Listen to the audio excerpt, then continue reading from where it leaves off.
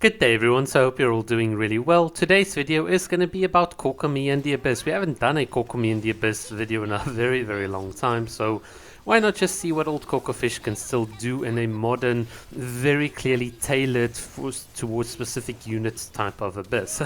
That's kind of the feeling. So what we'll do today is, obviously on the first halves, I'll show that a bit later, we'll play Kokomi with Skirk, and she is actually a pretty good or a decent support if you want to use your Farina on the second half. And then obviously on the second half we'll do a bit of an old classic Kokomi Taser, but with a bit of a more modern twist, that's being Auroron and Farina, which given the latest statistics, so many people own Farina that I think it's very reasonable to suspect that, you know, if you're a long time player, you've got a gene, you might have picked up an Auroron and definitely Kokomi and Farina.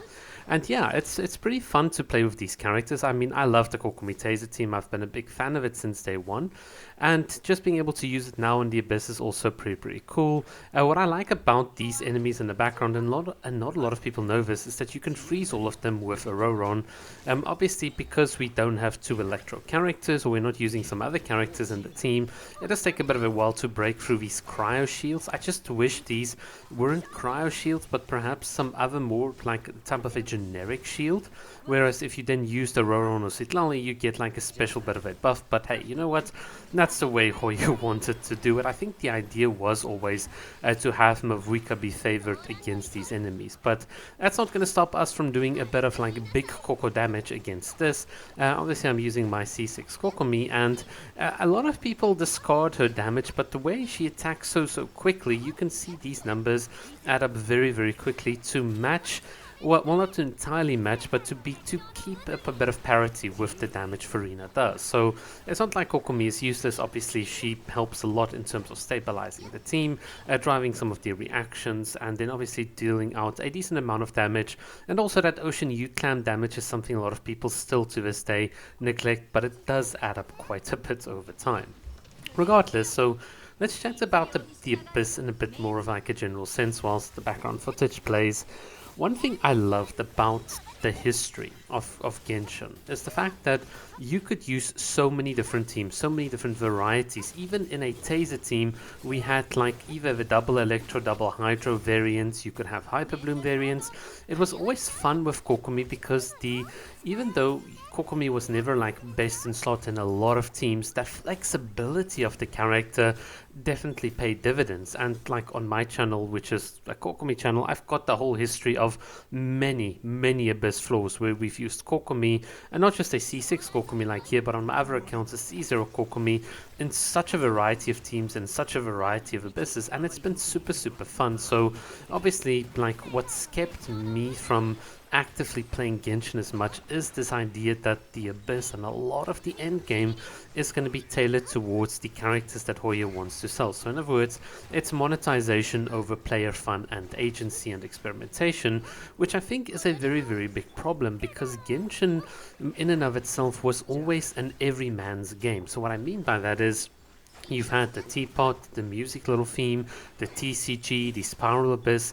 The game was always meant for you to engage in a variety of activities, never quite fulfilling, you know, your like that need for intense combat or intense TCG, because they wanted to keep this accessible to a general audience. And I think what's really sad is, over the years, we've asked for more clever gameplay that can allow you to be happy with the combat. In other words, all this time you've spent building the characters, ultimately it all just boils down to being better in combat.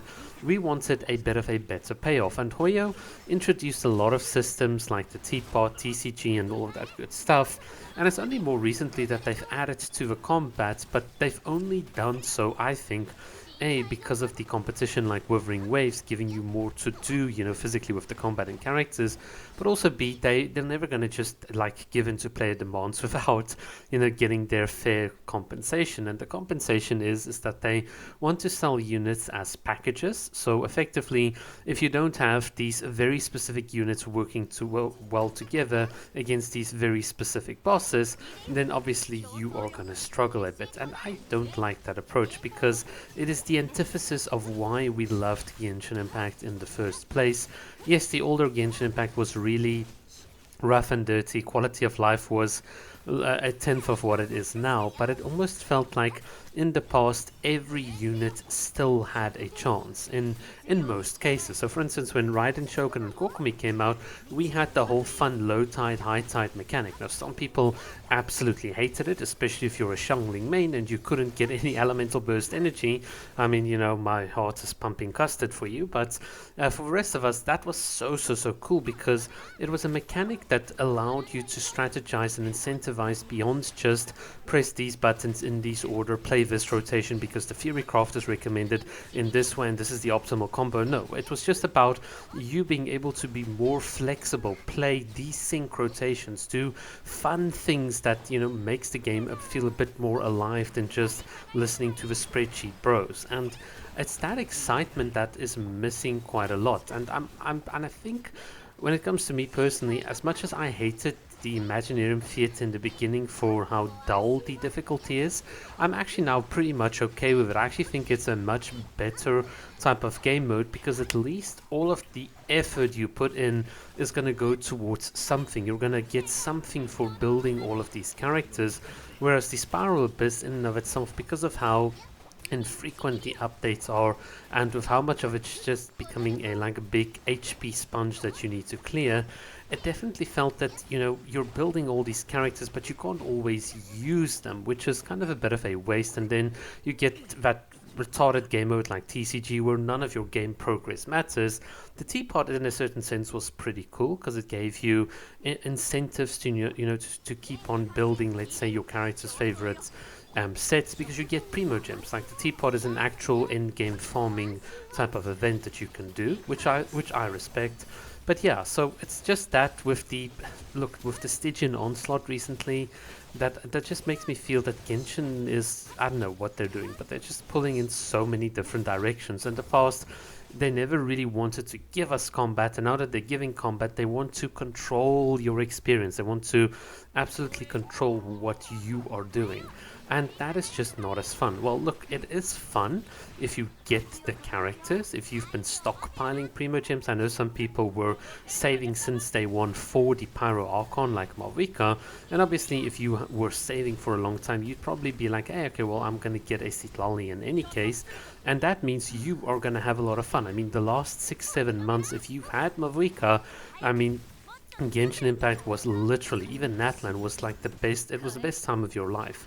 Get a Mavrika, get a Chaska and a Citlali, and the entirety of Natlan is your oyster. It's just crazy how curated the experience is, and I've never seen this with any character being like so blatantly favored. But in any case, look, that's just my opinion from as a Kokomi main. I still like my Kokomi. It's just sad that I need to either play her as a supporting role and that I can't really play her as an on-field character. I have to use her to support, and it just feels like, well, the whole point of Kokomi's design in the past was that with constellations you become like a quasi-main DPS by like Genshin 2.0 standards, mind you. So effectively how this worked in the past is a character like Kokomi would be a supporting character, and then with constellations you get some main DPS potential. It's the same like with Kazuha. He's a support character all the way through to C6. That's kind of how they balanced this game.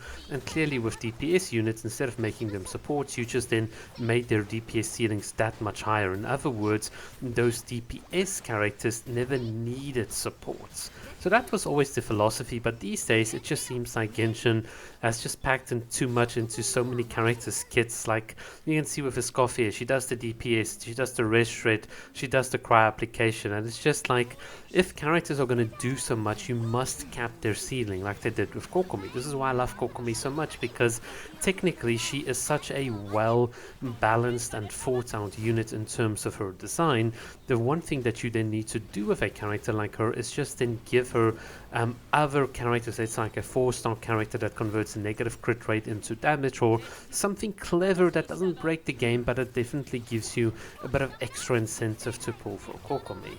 But in any case, look, that's just my little personal gripe. But I still feel like to this day, and given the history up until Farina's release, Kokomi was a very decently balanced unit that you could fit in a lot of places, whilst you would never get top tier value. She was a unit that I think for a lot of people that just wanted to play casually, and even for people that wanted to try out with Kokomi, you got a lot out of it. And obviously this to me peaked with the release of Nilo and Nahida, where Kokomi effectively became a main DPS. I've shown like the calcs on GC Sim, and we've covered that like ad nauseum on this channel in the past, but Kokomi became a main DPS in a very different capacity, and that I felt was super exciting. But these days it's like the whole Nilo has fallen off, Nahida has fallen off, even a lot of the Dendro, I think just Dendro in general has fallen off, and even like the recent Cryo characters are just more geared towards the recent releases, and